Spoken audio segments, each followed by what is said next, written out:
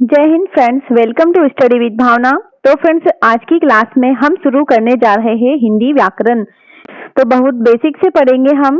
आज की क्लास में हम पढ़ेंगे वर्ण विचार। तो इसके अंतर्गत आने वाले सभी महत्वपूर्ण टॉपिक को हम कवर करेंगे बहुत ही बेसिक से। फ्रेंड्स, अगर आप किसी भी गवर्नमेंट एग्जाम की तैयारी कर रहे हैं, जैसे एसएससी, रेलवे, एमपीपीईबी, इसके तहत ग्रुप 2, सब ग्रुप 4 या किसी भी एग्जाम की तैयारी कर रहे हैं जिसमें हिंदी पूछी जाती है, तो फ्रेंड्स ये क्लास आपके लिए मोस्ट इंपोर्टेंट होने वाली है। यहाँ पर लगभग मैंने सभी महत्वपूर्ण फैक्ट को कवर करवाया है। तो चलिए फिर आज की क्लास स्टार्ट करते हैं। सबसे पहले देखेंगे भाषा की सबसे छोटी और मौखिक एवं लिखित इकाई क्या होगी? ध्वनि और वर्ण। मतलब भाषा की जो सबसे छोटी मौखिक इकाई है वो है ध्वनि, ठीक है, और लिखित इकाई है वर्ण। तो इसे याद रखेंगे। वर्णों के व्यवस्थित समूह को वर्णमाला कहते हैं, ठीक है। वर्णमाला आप सभी को पता होगा, वर्णों के व्यवस्थित समूह वर्णमाला कहलाती है। इसके अलावा दोस्तों, मुंह से निकलने वाली पूर्ण ध्वनि को अक्षर कहते हैं। जैसे हमने कोई वर्ड बोला है, जैसे हिंदी, तो यहाँ पर जो पूरी ध्वनि है वो अक्षर कहलाती है, ठीक है। हिंदी भाषा में वर्णों की संख्या कितनी है? 52। सभी को पता होगा 52 होती है हिंदी भाषा में टोटल वर्ण। अब वर्ण के मूलतः प्रकार कितने होते हैं? 2 प्रकार। कौन कौन से है? स्वर और व्यंजन, ठीक है। अब स्वर की संख्या कितनी है? तो स्वर कितने हैं? लगभग 11, और व्यंजन की संख्या है 33। तो फ्रेंड्स, एग्जाम में इससे क्वेश्चन बनता है कि व्यंजन की संख्या कितनी है? 33 है, और स्वर कितने हैं? 11, ठीक है। वर्ण का एक और विभाग अन्य वर्ण माना जाता है, जिसमें सम्मिलित है, क्या क्या सम्मिलित है? संयुक्त व्यंजन जो कि होते हैं 4, उत्क्षिप्त जो कि होते हैं 2, और अयोगवाह कितने होंगे? 2। तो ये सभी मोस्ट इंपोर्टेंट है, ठीक है, इन्हें आप याद रखेंगे। नेक्स्ट देखेंगे स्वर। अब स्वर की बात कर लेते हैं। तो स्वर कैसे होते हैं? पूर्णतः स्वतंत्र होते हैं और पूर्ण होते हैं, ठीक है। तो स्वर के भी प्रकार है, 2 प्रकार के स्वर होते हैं। एक होते हैं मूल स्वर और एक होंगे संधि स्वर। मूल स्वर के अंतर्गत आते हैं आ, ई, उ, ऋषि, ठीक है। और संधि स्वर में बड़ा आ, बड़ी ई, बड़ा उ, ए, ऐ, ओ, औ, ये सभी आएंगे संधि स्वर के अंतर्गत, ठीक है। तो स्वर के कितने? 2 प्रकार होते हैं, ओके। अब बात करेंगे स्वरों का वर्गीकरण। तो फ्रेंड्स, जिस स्वर को बोलने में कम समय लगता है उसे क्या कहते हैं? ह्रस्व स्वर, ठीक है। तो याद रखेंगे, जिस स्वर को बोलने में कितना कम समय लगेगा उसे कहते हैं ह्रस्व स्वर। और इसके अंतर्गत आता है आ, ई, उ, ऋषि। इन्हें बोलने में देख लेंगे, आप बोल के देख सकते हैं, कम समय लगता है उसे ह्रस्व स्वर कहेंगे, जबकि अधिक समय लगेगा उसे दीर्घ स्वर कहा जाता है। दीर्घ स्वर के अंतर्गत आएगा आ, ई, उ, ए, ऐ, ओ, औ, ये सभी आ जाएंगे दीर्घ स्वर के अंतर्गत। और फ्रेंड्स, सभी आप बोल के देख सकते हैं, इसमें अधिक समय लगेगा, ठीक है। तो जो कम समय लगेगा वो ह्रस्व स्वर, और जो अधिक समय लगेगा वो दीर्घ स्वर कहलाता है। और फ्रेंड्स, दीर्घ से भी अधिक समय जिसमें लगता है उसे क्या कहते हैं? प्लूत। तो ये मोस्ट इंपोर्टेंट है, याद रखेंगे कि एग्जाम में क्वेश्चन बनेगा कि जो दीर्घ से भी अधिक समय लगता है उसे क्या कहते हैं? तो फ्रेंड्स, प्लूत कहा जाता है, ओके। और प्लूत को त्रैमासिक भी कहा जाता है। जो प्लूत है उसका चिन्ह ऐसा होता है, ये चिन्ह आप देखेंगे, जैसे ओम लिखा जाता है, इसके बीच में ये जो शब्द का यूज हुआ है वो है एक प्लूत, ठीक है। ये शब्द, इसे प्लूत कहा जाता है, ठीक है। अब देखेंगे, जिन स्वरों को बोलने में ओष्ठ यानी कि होठ की आकृति गोल हो उन्हें व्रतमुखी, ठीक है, व्रतमुखी, जैसा कि नाम से ही स्पष्ट है, जैसे कि आ, उ, ओ, औ। अब इन होठ की जो इसमें आकृति है वो गोल है, इनको बोल के आप देख सकते हैं। और जिसमें होठ की जो आकृति है वो गोल ना हो, उन्हें क्या? अवर्तमुखी कहा जाता है। इनमें है आ, ई, ऋषि, ए, ऐ, ये सब हो जाएंगे अवर्तमुखी, ठीक है। तो ये जो पॉइंट है वो मोस्ट इंपोर्टेंट है, याद रखेंगे। अब अगले पॉइंट की ओर बढ़ते हैं। जिन स्वरों के उच्चारण में जीभ का अग्र भाग यानी कि जो जीभ है उसका जो आगे का भाग है वो प्रयोग में आता है, उसे अग्र स्वर कहते हैं, जिसमें ई, बड़ी ई, ए, ऐ शामिल है। और जीभ का मध्य भाग प्रयोग में आता है, उन्हें क्या कहते हैं? मध्य स्वर, जिसमें आ सम्मिलित है। और जिसमें जीभ का पश्च भाग यानी कि जो पीछे का हिस्सा है वो पश्च स्वर कहलाता है। तो इनके जो एग्जाम्पल है वो भी आप देख लेंगे, ठीक है। तो जीभ का अग्र भाग यूज में आता है अग्र स्वर, ये मध्य स्वर, और ये पश्च स्वर कहा जाता है, ठीक है। अब यहाँ पर एक टेबल दे रखी है जो कि मोस्ट इंपोर्टेंट है। इसमें वर्ण है और उनके उच्चारण स्थान है, यानी कि कौन से वर्ण को किस उच्चारण स्थान में बोला जाता है।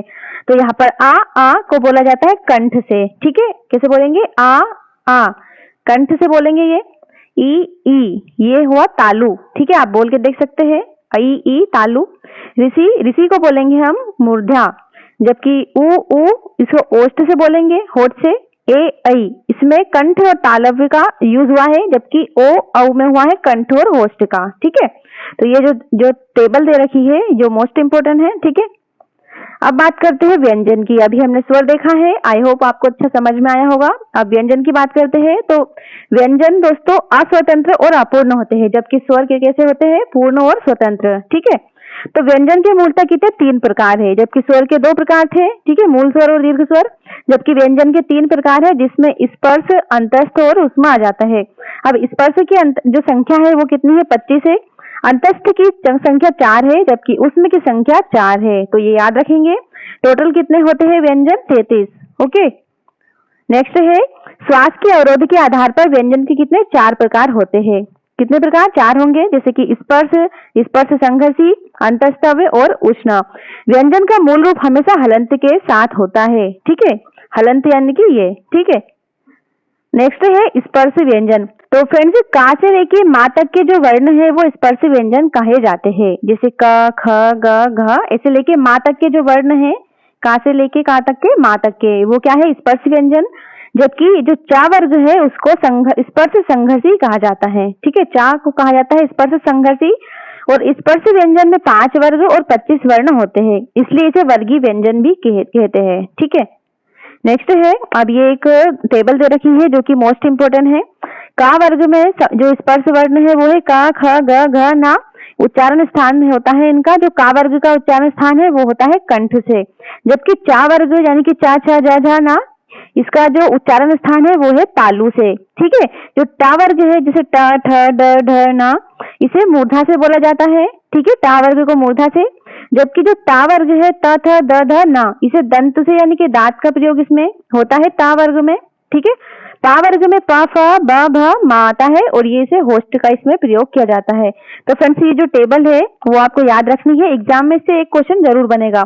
एग्जाम में क्वेश्चन बनेगा कि जो टा वर्ग है उसका उच्चारण स्थान कौन सा है, यानी कि कहाँ से बोली जाती है। ऑप्शन में कंठ, तालु, मूर्धा, दंत। तो फ्रेंड्स जो टा वर्ग है वो मूर्धा से बोला जाता है। ठीक है, अब बात करेंगे प्राण की। तो फ्रेंड्स ये जो आप वर्ड देख रहे हैं का, च, ट, त, पा, यानी कि जो फर्स्ट वाली रो है इसमें अल्प प्राण बोलेंगे इसको। सेकेंड वाली जो खा से स्टार्ट होके फा से पर समाप्त होती है, यानी कि ऐसी इसमें देखेंगे अपन, उसे महाप्राण बोलेंगे। उसके बाद फिर अल्प प्राण और फिर महाप्राण और फिर अल्प प्राण। तो ऐसे करके आप याद रख सकते हैं, पहले अल्प प्राण, फिर महाप्राण, फिर अल्प प्राण, फिर महाप्राण और फिर अल्प प्राण। तो फ्रेंड्स आप इसे याद कर सकते हैं। ठीक है, इसके अलावा घोष को भी याद रखेंगे, पहले 2 अघोष, फिर सेकेंड 2 सघोष और ये फिर तीनों सघोष। ठीक है, तो इसे याद रखेंगे। अब बात करेंगे जिन व्यंजनों के उच्चारण में श्वास वायु अधिक मात्रा में निकले उन्हें क्या महाप्राण कहते हैं। तो फ्रेंड्स श्वास जो अधिक मात्रा में निकले, जैसे आप बोल के देख सकते हैं, महाप्राण कहलाती है। जैसे ख, छ, ठ, ठ, फा, ये इनमें जो उच्चारण है इनका, इसमें श्वास अधिक निकल रही है तो ये हो गए महाप्राण। ठीक है, नेक्स्ट है जिन व्यंजनों के उच्चारण में श्वास वायु कम निकलती है उन्हें अल्प प्राण कहते हैं। ठीक है, और जिन व्यंजनों के उच्चारण में श्वास वायु स्वर यंत्रियों से बिना टकराए मुख से बाहर आती है उन्हें अघोष कहते हैं। बिना टकराए मुख से बाहर आएगी तो अघोष, यानी कि जैसे क, छ, ट, टा, पा, ये सभी अघोष है। ठीक है, और इनमें जो स्वर यंत्री है वो बिना मुख से टकराए हुए आती है, जबकि जो यंत्र से टकराकर मुख से बाहर आती है उन्हें सघोष कहते हैं। तो यहाँ पर कंफ्यूज नहीं होना है, तो इन सभी को आप अच्छे से याद कर लेना। ओके, तो फ्रेंड्स अब बात करेंगे अंतस्थ व्यंजन की। तो जिन वर्णों का उच्चारण स्वर व्यंजन के मध्य होता है उसे अंतस्थ व्यंजन कहते हैं। जैसे य, र, ल, व, इसके अंतर्गत जाएंगे अंतस्थ व्यंजन, और इनकी संख्या कितनी है, 4। ठीक है, अंतस्थ व्यंजन की संख्या 4 है। कौन कौन से है, य, र, ल, व। और या, वा को अर्धस्वर कहते हैं, रा को लुठित और ला को पार्श्विक कहा जाता है। तो ये भी याद रखेंगे। अब जो अंतस्थ व्यंजन है उनके उच्चारण स्थान भी एक बार देख लेंगे।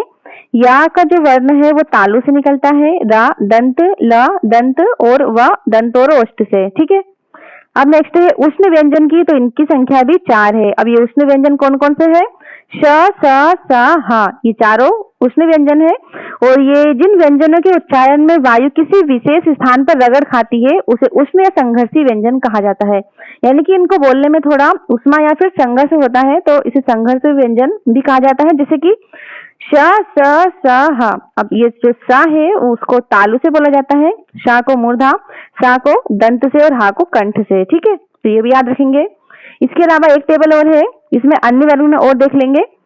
तो फ्रेंड्स आप देख लेंगे संयुक्त वर्ण, जो कि दो असमान व्यंजनों के योग से बने वर्णों को कहते हैं संयुक्त वर्ण, और इसमें आते हैं छ, त्र, ज्ञ, श। ठीक है, ये संयुक्त वर्ण है, ये दो वर्णों के योग से बनकर बनते होते हैं, असमान वर्णों व्यंजनों के योग से। जैसे जो छ है वो क और श से बना है, त्र ता और रा से, जबकि ज्ञ ज और न से, और श बना है सा और रा से। ठीक है, तो ये आप देख लेंगे संयुक्त वर्ण कहलाते हैं दो असमान व्यंजनों का योग। ओके, नेक्स्ट है उच्छिष्ट वर्ण। अब ये उच्छिष्ट वर्ण क्या है? तो फ्रेंड्स हिंदी में विकसित हुए वर्णों को उच्छिष्ट या फिर विकसित वर्ण कहते हैं। जैसे कि जो ड और ढ है ना, अणा और डा, इसे उच्छिष्ट वर्ण कहा जाता है। ठीक है, इनकी संख्या कितनी है? 2। नेक्स्ट है अयोगवाह। ठीक है, अयोगवाह क्या होता है? तो वे वर्ण जो ना तो स्वर होते हैं और ना ही व्यंजन होते हैं, तो फिर क्या होते हैं? उन्हें अयोगवाह कहा जाता है। तो फ्रेंड्स ऐसे कितने स्वर है, सॉरी ऐसे कितने जो शब्द है जो कि ना तो स्वर है और ना ही व्यंजन है? तो ऐसे केवल 2 ही है। कौन से है? अम और आहा, ये दोनों अयोगवाह कहा जाता है इनको। अम को अनुस्वार नाक से और अना को अनुनासिक नाक मुंह से बोला जाता है, और आहा को विसर्ग कंठ कहा जाता है। ठीक है, तो अयोगवाह कितने हैं? 2, अम और आहा। ठीक है, कुछ अन्य तथ्य भी देख लेंगे एक बार। उच्चारण करते समय जब किसी अक्षर पर विशेष बल दिया जाता है तो उसे बलाघात या फिर स्वराघात कहते हैं, और बलाघात के कितने 3 प्रकार होते हैं। ठीक है, नेक्स्ट है 2 या 2 से अधिक व्यंजन एक साथ झटके से उच्चारित होने पर उन्हें व्यंजन गुच्छ या संयुक्ताक्षर कहा जाता है। जैसे कि क्यारी, स्फूर्ति, कुम्हार, ये सभी संयुक्ताक्षर व्यंजन के अंतर्गत आएंगे। जब 2 समान व्यंजनों का योग होता है तो उसे द्वित्व व्यंजन कहते हैं। जैसे 2 समान व्यंजन यानी कि जैसे बिल्ली, दिल्ली। ठीक है, अगला है किसी शब्द के वर्णों में अलग अलग करना वर्ण विच्छेद कहलाता है। जैसे कि मयंक का बना है मा धन आ धन या धन आ धन ना धन का धन आ, इसे वर्ण विच्छेद कहा जाता है। अनेक वर्णों के नियमों के अनुसार जोड़ना वर्ण व्यंजन वर्ण संयोजन कहलाता है। ठीक है, जबकि क, ख, ग, ज, फ, आ ये सब कैसे आगत ध्वनियां हैं। ठीक है, और बोलते समय सुर का आरोह अवरोह यानी कि उतार चढ़ाव अनुतान कहलाता है। किसी भी वर्ड को हम बोलते हैं तो सुर का जैसे उतार और चढ़ाव होता है ना, तो उसे क्या अनुतान कहा जाता है। ठीक है, तो फ्रेंड्स आज की क्लास यहीं पर समाप्त होती है।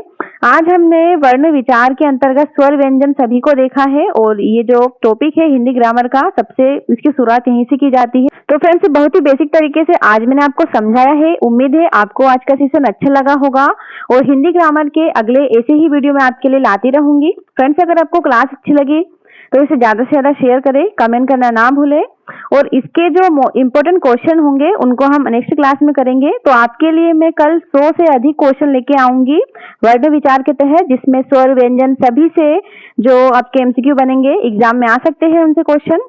तो फ्रेंड्स चैनल को सब्सक्राइब करना ना भूलें, और मिलते हैं नेक्स्ट वीडियो में।